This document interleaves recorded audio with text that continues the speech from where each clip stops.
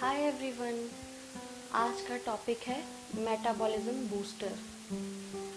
Metabolism booster करता क्या है? मेटाबॉलिज्म बूस्टर वो सारी चीज़ें होती हैं जो मेटाबॉलिक रेट को बॉडी में बढ़ाती है।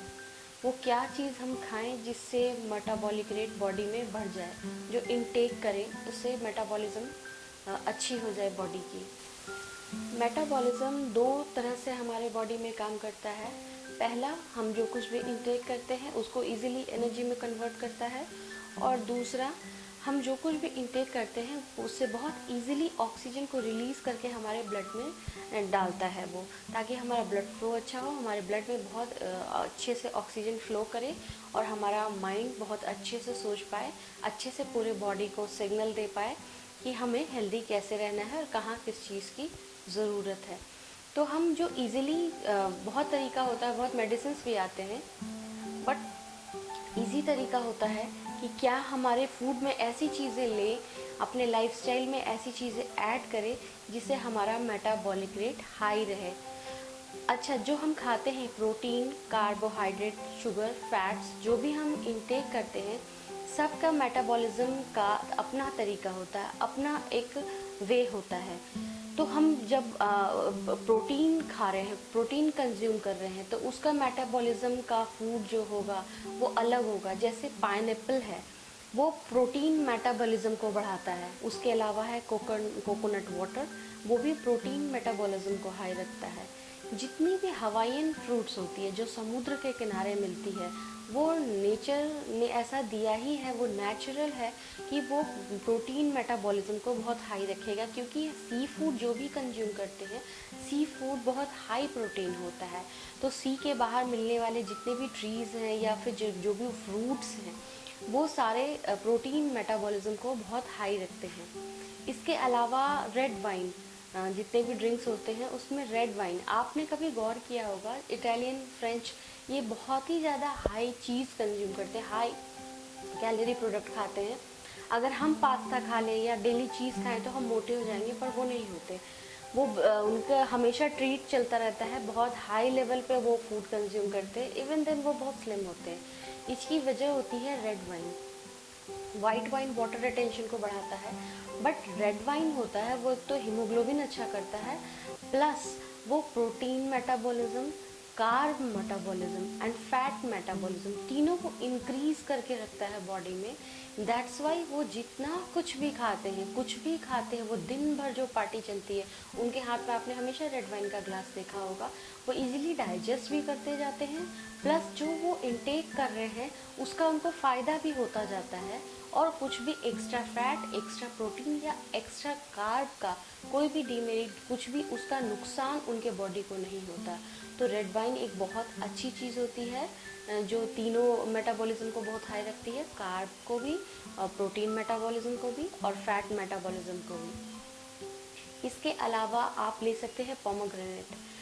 पोमोग्रेनेट आपके इंटेस्टाइन को इतना स्ट्रॉन्ग कर देता है कि हर चीज़ को डाइजेस्ट करना बहुत आसान हो जाता है, तो उससे भी मेटाबॉलिक रेट बहुत हाई रहती है।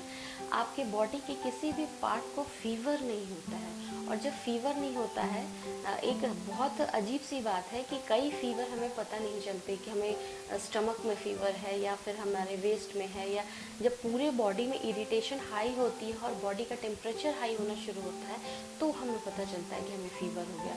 बट पोमोग्रेनेट एक ऐसी चीज़ है कि बॉडी के किसी भी पार्ट में अगर फीवर हो रही होती है तो उसको कंट्रोल कर लेते हैं, और जैसे ही ये कंट्रोल में होता है तो आपका मेटाबॉलिज्म हाई हो जाता है। इसीलिए अरेबियन कंट्री में कई जगह पर मोलेसिस का यूज़ करते हैं, वो शुगर की जगह।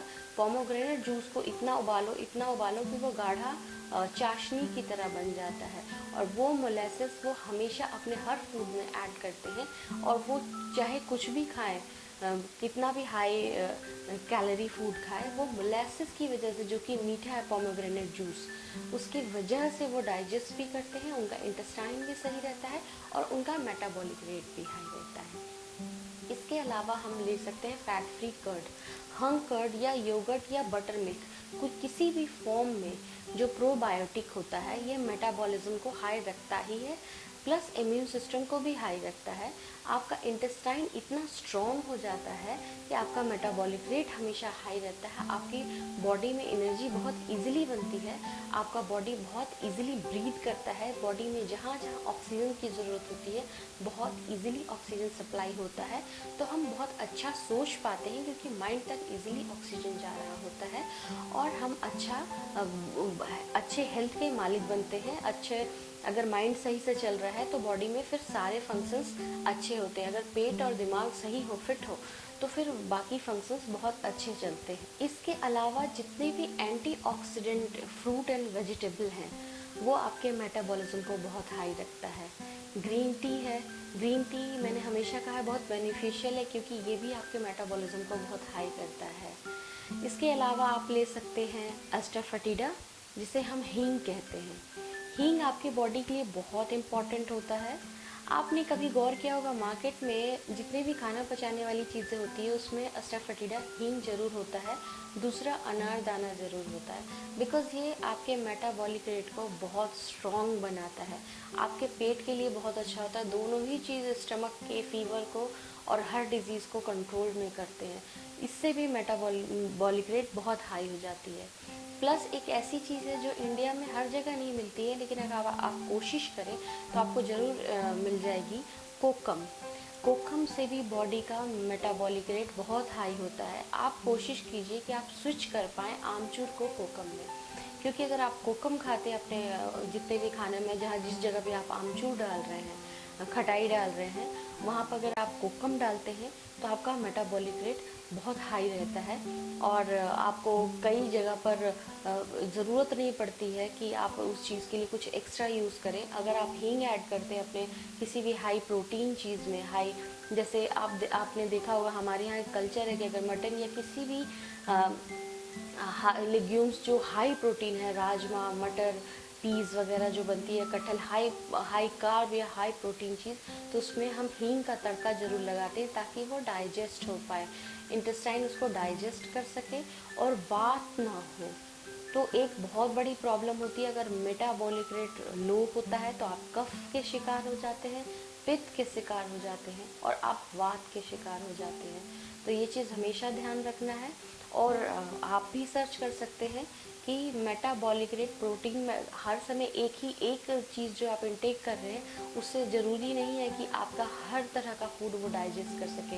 कुछ कार्ब मेटाबॉलिज्म को हाई करता है, कुछ फैट मेटाबॉलिज्म को हाई करता है और कुछ प्रोटीन मेटाबॉलिज्म को हाई करता है। लेकिन हमें इम्पॉर्टेंट है कि हम सारे मेटाबॉलिज्म पे वर्क करें।